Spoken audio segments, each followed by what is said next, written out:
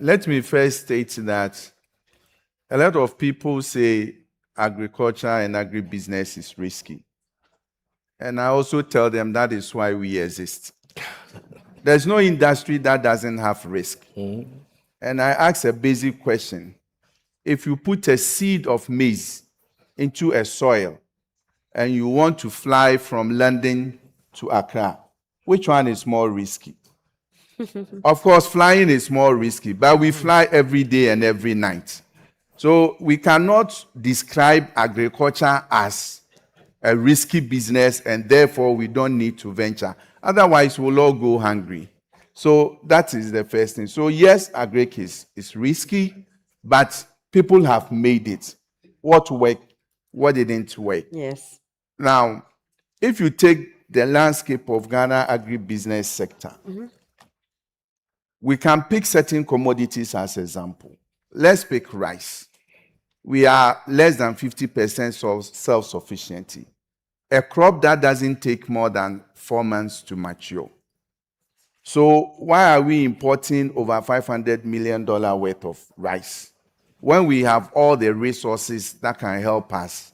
And it is all because we think that rice production is risky. So let's demystify it and let us see what is in it there that bring businesses and what model can be used. Under the Mastercard Foundation program, there were a number of rice commercial farmers who were confined to certain areas. And the government had introduced an enclave production, and I will use one example in Kasunya. And one of the commercial farmers had 650 outgrowers in that enclave, with the support of what we call ecosystem facilitation, where you have people who are connecting market, connecting finance, connecting technology, doing capacity building, and facilitating the industry or that particular value chain. In a space of 2.5 years, this same person has increased his outgrowers from 650 to 30,000. Wow. In 2.5 years. That's very impressive. And that has created a lot of rice production in Ghana. And Honorable is here and she can attest to that fact. Let us come to poultry. Yes. We produce about 10% of what we consume, shamefully. And if you want to go into broiler production in Ghana, it takes 6 weeks. 6 weeks, the birds are ready for table. Yet we import 90% of what we consume and spend hundreds of millions of dollars for import. There was a company that had invested $3 million in processing, and it had been defunct for 3 years. We came in, thieves have started stealing their pumping machines. We came in and said, no, we can do it. We can turn things around. So how do we do it? We look at his value chain, supply chain activities, and we started connecting the dots. And with some catalytic funding and the same ecosystem facilitation, in less than a year, the company that was defunct was supplying between 150 and 200,000 birds per month to KFC. Oh, that's impressive. So for us, we can talk about the risk. Yes. And that's the reason why we are here. That's why we continue to innovate. If there's no risk, we cannot innovate. Of course not. So I've given you rice. Then let's come to chicken. Then let's come to the almighty tomato production, where we are also about 50% or 60% self-sufficient. A crop that also takes 3 months to mature. Why are we spending $400 and $500 million to import tomato? And why do we see it as a huge problem that cannot be surmounted? With some support from Ghana Exim Bank, we started greenhouse production.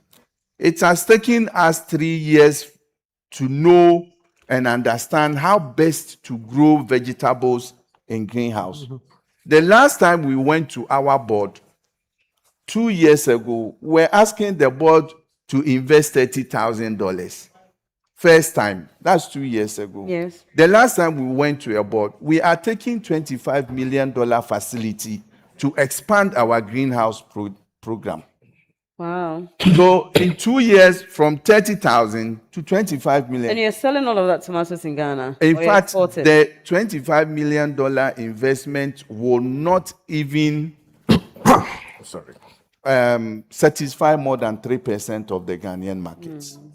So there's More room. There is room. I mean, you can invest $300-500 million, and you will just do about 20-30% of the market gap. I went to Spain. There's a place called Ameria. It was a desert, like rocky areas. They were using the place for movie. As I speak today, that place has been turned into a hub for vegetable production. And they are exporting about $6 billion worth of vegetables every year. And domestic market is over $5 billion. And that So how do they do it? No, it's Water? greenhouse and net house production. And this is not it's not technology that comes from the sky.